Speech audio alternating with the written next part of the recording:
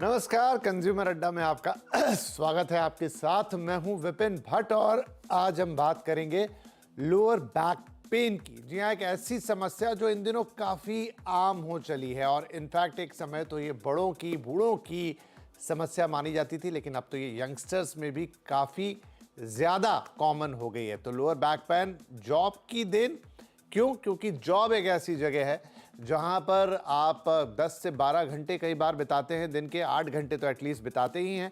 और वहां आप दिन भर में कैसे हैं, किस पोस्चर में हैं, अगर आपकी सिटिंग जॉब है तो आप किस तरीके से दिन भर बैठने का काम कर रहे हैं, उस दौरान सिटिंग पोस्चर्स को कितना बदल रहे हैं, क्या कर रहे हैं, क्योंकि आमतौर पर ज़्यादातर लोगों की जॉब आजकल इसी तरह की होती है।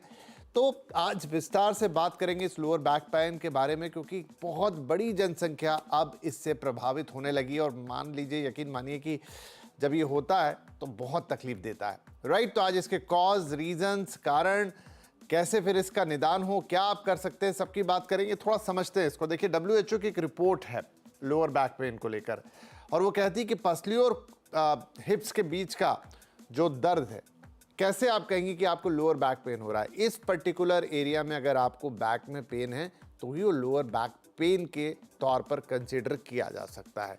अब और कैसे डिफाइन करेंगे आप इसको, तो कुछ और चीज़ें हैं जो WHO बताता है, बोलता है।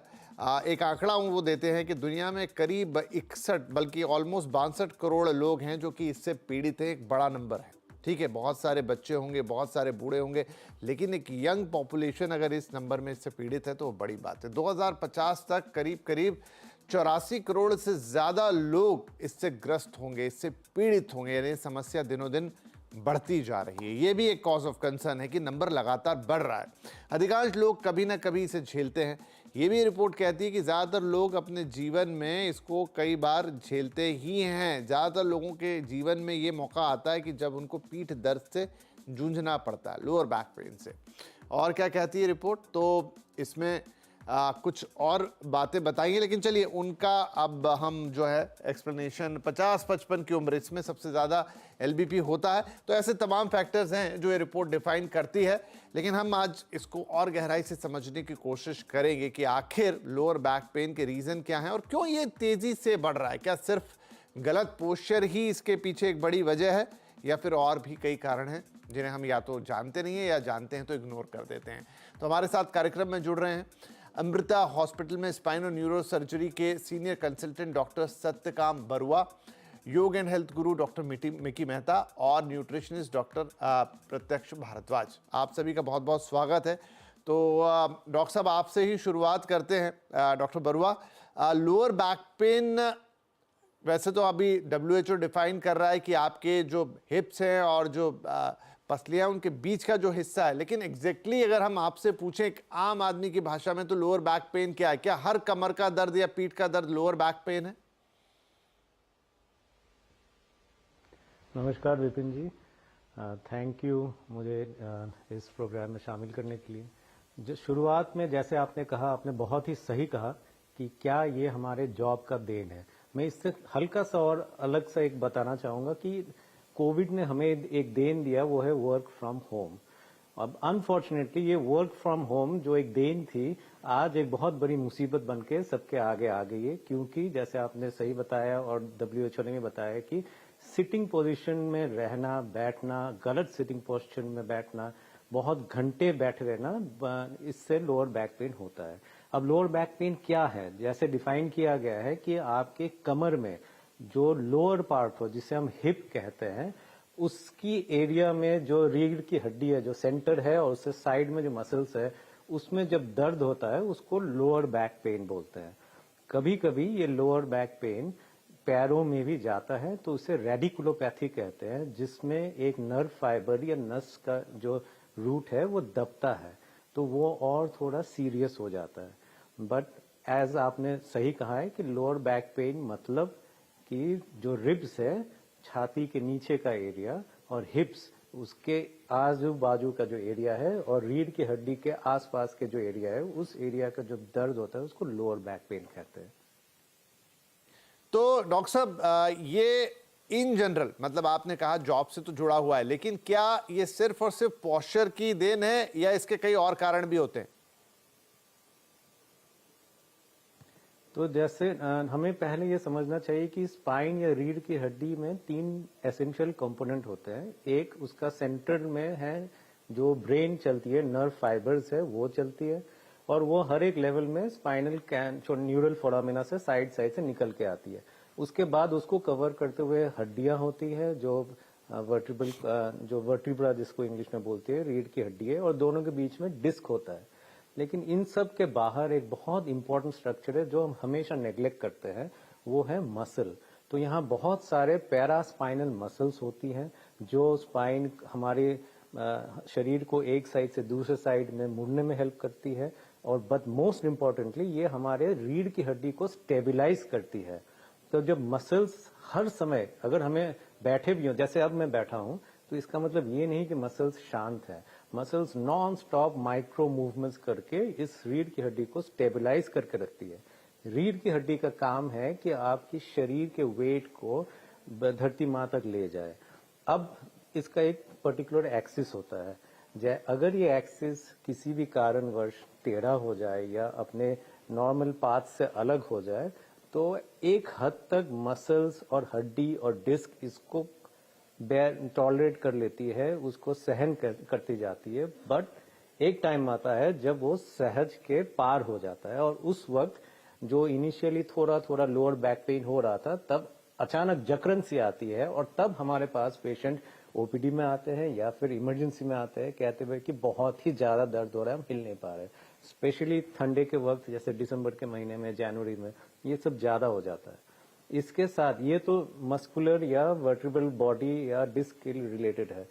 कभी कभी डिस्क अगर बाहर निकले, जैसे मैंने बताया, रेडिकुलोपैथी या नर्व रूट में शूटिंग पेन होता है, तो वो पैरों तक जाती है। और इसके साथ ये यंग पेशेंट्स में ज्यादा होता है।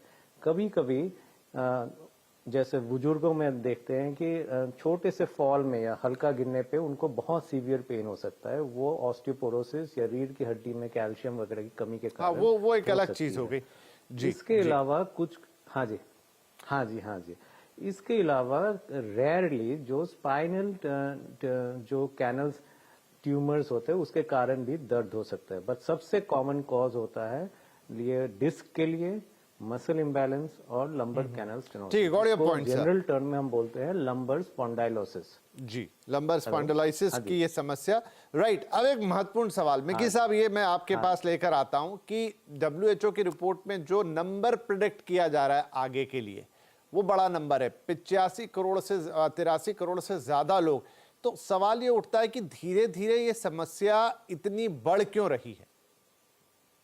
देखिए, एक दर्शन योग वेद का भी है और उसका विज्ञान है।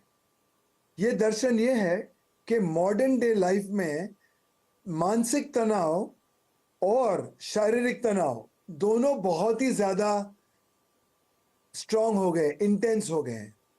और इस तनाव के कारण हमारे वहां एक सूक्ष्म नाड़ी होती है, सूक्ष्म नाड़ी जो मूलधार से ऊपर तक जाती है। तो मानसिक और शारीरिक तनाव सूक्ष्म नाड़ी को प्रभावित करती है, और वो नाड़ी के थ्रू से हमारे मैनिफेस्टेशन, जो फिजिकलिटी की पीड़ा होती है, वो मैनिफेस्ट होती है। आप मानेंगे नहीं कि गुस्सा, अहंकार, ईर्ष्या, ये सारी चीजों के लिए भी हमारी जो लोअर लंबर रीजन है सिकोड़ जाती है। जब भी हम डिफेंस मैकेनिज्म में जाते हैं, हमारी अस्मिता को प्रोटेक्ट करने में, आइडेंटिटी को प्रोटेक्ट करने में, तब भी हम सिकोड़ जाते हैं। फियर मैकेनिज्म में, फाइट फ्लाइट मैकेनिज्म में भी ये होता है। ऑफ कोर्स एक तरफ है हमारी पुअर लाइफस्टाइल, बैठना, उठना, सोना, चलना, और एक तरफ है हमारे क्लेश। तो ये दोनों के मिश्रण के साथ ये पीड़ा बढ़ती है, और इस पीड़ा का हल शवासन में है, प्राणायाम में है, और व्यायाम में, हल्के से व्यायाम में है। जैसे हम पर्वतासन, भुजंगासन, इसको मोबिलाइज करते हैं, स्टिम्युलेट करते हैं। और ध्यान में भी है, जब हम कुछ नहीं करते हैं तो वो आराम में हमारी मेरुदंड को आनंद मिलता है, तब वो रिलैक्स होती है। सबसे ज्यादा बेस्ट इज शवासन।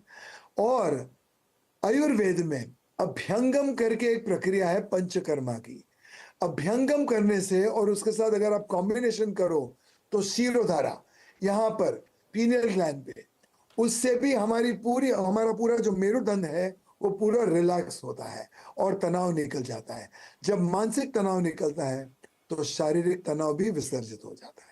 तो डॉक्टर मेहता, आप ये कह रहे हैं कि बाकी तो जो रीजन है पोस्चर्स और लाइफस्टाइल वाले वो तो ठीक है, लेकिन जो स्ट्रेस, तनाव, ये सब भी आपकी पीठ की जकड़न का कारण बन रहे हैं। बिगेस्ट। जी, चलिए, ये बहुत इंपॉर्टेंट पॉइंट है जो डॉक्टर मेहता ने हमें बताया।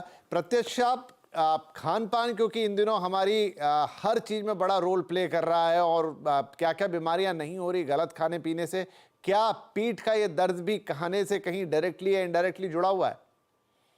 बिल्कुल ठीक बात है विपिन जी। जब हम लोग बैक पेन की बात करते हैं तो मैं एक चीज को समझता हूँ कि जो सबसे मेन चीज है कि हमारी जो ग्रेविटी का जो कोर है, जब वो कहीं ना कहीं मोटापे की वजह से शिफ्ट हो जाता है, जब रीढ़ की हड्डी के ऊपर कहीं ना कहीं चेस्ट या स्टमक का एक्स्ट्रा वेट होता है, हर 1 किलो एक्स्ट्रा दर्द को कहीं ना कहीं बढ़ाता है। तो यहाँ पे अगर जो मैं देखूं कि जैसा अभी आंकड़े आपने बताए 2050 तक, उससे भी ज्यादा जरूरी जो आंकड़े हैं वो ये हैं कि 2035 तक भी एक आंकड़े निकाले गए हैं कि मोटापा दुनिया की एक, जिसे कहते हैं ना कि सबसे बड़ी बीमारी होगी। मोटापा कहीं ना कहीं एक विस्फोटक बनता जा रहा है। आधी से ज्यादा समस्याएं मोटापे की वजह से हैं। तो मैं एक बात यहाँ पे साफ तौर पे कहना चाहूंगा कि गलत खान पीन, गलत रहन सहन, रोज फिजिकल एक्टिविटी ना करना, अत्यधिक वसा वाला खाना खाना, उसकी वजह से हमारा जो सेंट्रल ओबेसिटी बढ़ता है। Central obesity in the sense कि जो हमारी एक्सट्रीमिटीज हैं, हमारी बाजुएं टांगे पतली रह जाती हैं, पर छाती या पेट के आसपास की, जिसे हम लोग लव एंगल्स बोल देते हैं, उस जगह कहीं ना कहीं मोटापा बढ़ता जाता है। वो जो मोटापा है सबसे ज्यादा डायरेक्टली कनेक्ट करता है कि हमारे पेल्विक रीजन को वो खींचता है, जिसकी वजह से हमारा जो है बैक के अंदर पेन स्टार्ट हो जाता है। तो यहाँ पे वजन घटाने के लिए मैं बड़ा जोर देके कहूंगा कि वजन घटाते वक्त भी इस बात का ध्यान रखें कि ऐसा ना हो कि आप खाना ही छोड़ दें और पता चले उसकी वजह से मसल्स वीक हो जाएं। तो जब वेट लॉस की भी बात आए बैक पेन के लिए, जब आप वजन घटाने की बात करें तो कहीं ना कहीं एक प्रॉपर गाइडेंस जरूर लें। जी, चलिए, ठीक है। तो हमने कारण समझ लिए कि किस किस तरह के बैक पेन होते हैं, कमर का दर्द होता है। टेक्निकली डॉक्टरी भाषा में उसको कैसे समझा जाए, उसके और क्या कारण होते हैं, आपका मानसिक तनाव उसमें क्या रोल प्ले करता है, और भोजन, खान पान, वजन, इसके इसमें क्या रोल है, तो समझ में तो आ गया समस्या कहाँ है। छोटा ब्रेक लेते हैं, ब्रेक के बाद बात करेंगे निदान की कि कैसे इससे निपटा जाए, क्योंकि जैसा इस रिपोर्ट में ये भी कि हर व्यक्ति अपने जीवन काल में इस समस्या से कहीं ना कहीं ग्रसित जरूर होता है। तो ब्रेक के बाद इस समस्या का निदान। बात हो रही है लोअर बैक पेन की, और सवाल ये भी है कि क्या ये आपके जॉब की देन है। खैर, जॉब की देन हो ना हो, लेकिन कारण तो हमें समझ में आ गए हैं कि ये क्या है। अब इसके निदान क्या, तो एक एक करके हम शुरुआत करते हैं। डॉक्टर बरुआ, क्या मतलब किस लेवल पे आपको लंबा उपचार लगेगा, कहाँ सिंपली 1-2 दवाइयों से ठीक हो जाएगा या कुछ एक्सरसाइज से ठीक हो जाएगा, क्या उपचार होते हैं इसके? तो इनिशियल फेज में जब भी पेन, जो दर्द बहुत ज़्यादा अगर ना हो, पहली बार दर्द हो रहा है, जब हमारे पास पेशेंट ओपीडी में आते हैं तो हम दवाइयों से ट्राई करते हैं, और मोस्ट इम्पॉर्टेंटली लाइफस्टाइल मॉडिफिकेशन और एक्सरसाइजेस। लाइफस्टाइल मॉडिफिकेशन में सबसे पहला होता है कि आप हाफ एन आवर से ज़्यादा ना बैठें, 30 मिनट से ज़्यादा ना बैठें। कहीं पर भी बैठना पड़ रहा है 30 मिनट, तो काइंडली आप इमीडिएटली 30 मिनट बाद खड़े हो जाइए, 2 कदम ले वापस आ जाए। इसके साथ ही आप डेली हर सुबह को 1 घंटे के टाइम में अराउंड 3 से 4 किलोमीटर चला करें एवरी डे। इससे बैक स्ट्रेनिंग भी होगी, वेट लॉस भी होगा। जैसे पैनलिस्ट ने कहा है कि 2035 तक हमारे आगे मोटापा का एक बहुत बड़ा महामारी हमें दिख रहा है, पूरे विश्व भर में होगा। तो इसके मोटापा के लिए भी ये चलना बहुत ही ज़रूरी हो जाता है। इसके साथ हम डाइट मॉडिफिकेशन के बारे में बताते हैं कि आप अपने खाने में प्रोटीन्स थोड़ा बढ़ा लें, कार्बोहाइड्रेट थोड़ा कम कर लें। इस हिसाब से आप अपने बैक को और मसल्स को भी टोन अप कर सकते हैं। सिंपल एक्सरसाइजेज होते हैं, जैसे बच्चे जैसे लटकते हैं पुल अप बार में, तो वो बहुत सिंपल एक्सरसाइज 30 सेकेंड 3 बार आप अगर लटकना शुरू करें हल्का हल्का करके, तो इससे भी आपका स्पाइन डिकम्प्रेस होगा और आपका जो दर्द है वो कंट्रोल में होगा। ये प्रक्रिया चलती है 3 से 4 हफ्ते, मैक्सिमम 6 वीक्स। 6 वीक्स के अंदर या आपको ये मेडिकल और लाइफस्टाइल मॉडिफिकेशन से आपको रिकवरी हो जानी चाहिए। अगर नहीं होता है और इसके दौरान दर्द बढ़ता रहता है जी, तो आपको वापस अपने फिजिशियन डॉक्टर के पास आना चाहिए जब हम अगले फेज में जाते हैं। जी, ठीक है। डॉक्टर मेहता, हम अलग योग से, ध्यान से वहां इससे कैसे थोड़ा रिलीफ पा सकते हैं या इससे छुटकारा भी पा सकते हैं इनफैक्ट? पहले तो दो चीज आपको नहीं करनी चाहिए। हम आज के जमाने में पीछे की जगह हम पर्स रखते हैं और मोबाइल फोन रखते हैं। इससे हमारी बैक की अलाइनमेंट बिगड़ जाती है, उसकी वजह से भी हमें बैक पेन होते हैं। और दूसरी बात, एक कैट कैमल एक्सरसाइज है योग में, जिससे हम स्पाइन को मोबिलाइज करते हैं धीरे से। कभी भी उसको कोई भी एक्सट्रीम एंड तक ना लेके जाए और एकदम सूक्ष्म रूप से करें उसको, जैसे सूक्ष्म व्यायाम। और हमारे जो देसी दंड लगाते थे हम पुराने जमाने में पहलवान लोग, तो देसी दंड लगाने से हमारी रीढ़ की हड्डी मजबूत होती है और कमर का दर्द विसर्जित हो जाता है। मगर वो कब करना चाहिए? जब हमने पेन के साथ डील कर दिया हो, तब रिलैक्स कर दिया हो तब। तो मर्म चिकित्सा, एक्यूप्रेशर, अभ्यंगम, शवासन, हॉट शावर्स, ये सारी चीजें हमें करनी चाहिए। और उसके बाद स्ट्रेंथनिंग के लिए हम योग की एक्सरसाइज कर सकते हैं, जैसे उष्ट्रासन, जैसे कैट कैमल पोजीशन, जैसे भुजंगासन, जैसे नौकासन, उल्ट नौकासन और नौकासन। ये बैक के लिए बहुत ही उत्तम है। चलिए, ये वो चीजें हैं जो जरूर, और जो बड़ी इंपॉर्टेंट बात, पीछे पर्स और पीछे फोन अवॉइड कीजिए, वो आपके बैक का जो बैलेंस है उसको खराब करता है। और बाकी ये आसनास आपको मदद करेंगे। एट लास्ट, प्रत्यक्ष खान पान में ध्यान रख के कुछ मदद मिल सकती है? बिल्कुल, खाने-पीने का ध्यान रखना बहुत ज़्यादा ज़रूरी है, क्योंकि अक्सर जो है मोटापा कहीं न कहीं खाने-पीने की चीज़ों की वज़ह से आता है, और मोटापा सबसे बड़ा कारण है आपकी बैक पेन का। आप अक्सर देखोगे हमारे देश में 10-15 किलो ओवरवेट को तो ओवरवेट ही नहीं मानते, और होता क्या है कि वो 10-15 किलो वेट भी कई बार जो है ना बैक पेन का कारण बन जाता है। बहुत सारे टेस्ट कराने के बाद सारे टेस्ट ओके आ रहे होते हैं, पर ये नहीं समझ में आता कि बैक पेन क्यों है। लोग उसके लिए डॉक्टर्स पे जाने की बजाय झाड़े करवा लेते हैं। तो डॉक्टर्स के पास जाना बड़ा ज़्यादा ज़रूरी है। अपने नियमित खून की जाँच कराएँ, जिसमें विटामिन बी, डी का पता चले कि कहीं उनमें कोई कमी तो नहीं है, उसकी वजह से कहीं मांसपेशियाँ कमज़ोर तो नहीं हो रही। दूसरा, खाने-पीने का ध्यान रखने का मतलब, वज़न घटाने का मतलब बैक पेन को कम करने के लिए कहीं भी ऐसा नहीं है कि आप खाना छोड़ के वाटर डाइट पे, या आप इंटरमिटेंट फास्टिंग करके अचानक से खाना छोड़ दें, और जिसकी वजह से पता चले कि आप वज़न तो घटा रहे हैं, पर बैक पेन और ज़्यादा खराब हो गया है। तो बैक पेन को ठीक करने के लिए एक नियमित खाना खाना, नियमित व्यायाम करना, अगर जो व्यायाम नहीं भी कर सकते, जिम नहीं भी जा सकते, तो एटलीस्ट वॉक कर ली जाए, वो भी काफ़ी है। कुछ ना कुछ फिज़िकल एक्टिविटी करी जाए, वो भी काफ़ी है, जिससे क्या है कि कहीं न कहीं धीरे-धीरे ही सही बॉडी वेट कंट्रोल होना शुरू हो। दूसरी जो सबसे ज़्यादा ज़रूरी चीज़ है, मैं एक लास्ट में आपको ज़रूर कहूँगा जी, कि जब वज़न घटाने की बात आती है, तो कहीं भी ऐसा मत सोचें कि एकदम से ही बहुत सारा वज़न घटाना है। धीरे-धीरे गलत खान-पान की वज़ह से वज़न बढ़ा है, जब आप धीरे-धीरे वो गलत खान-पान को ठीक कर लेंगे, तो तो अपने वज़न भी आप अपने कम हो जाएगा। आप नहीं, कंट्रोल होना डेफिनेटली ये शुरू। बात बिल्कुल सही है। तो चलिए, मतलब इतनी भी मुश्किल नहीं है। आप थोड़ा खान पान, थोड़ा व्यायाम, थोड़ा सा योग, कुछ गलत आदतों से छुटकारा, और अगर इसके बाद भी ना हो तो डॉक्टर के पास जाने से नहीं कतराना। इन कुछ चीज़ों का आप ध्यान रखेंगे तो निश्चित तौर पे लोअर बैक पेन जो है, वाकई होता है तो बहुत खराब होता है, बहुत तकलीफ देता है। मुझे भी हुआ है, और शायद हम सभी, जैसा रिपोर्ट में सही कहा है, इससे कभी ना कभी गुजरे हैं, लेकिन उसकी नौबत ना आए और आप बेहतर रहें, क्योंकि आपकी रीढ़ की हड्डी पे ही आप टिके हैं और आपके ऊपर आपका पूरा जीवन। बहुत शुक्रिया आप सभी मेहमानों का इस कार्यक्रम में शामिल होने के लिए। नमस्कार।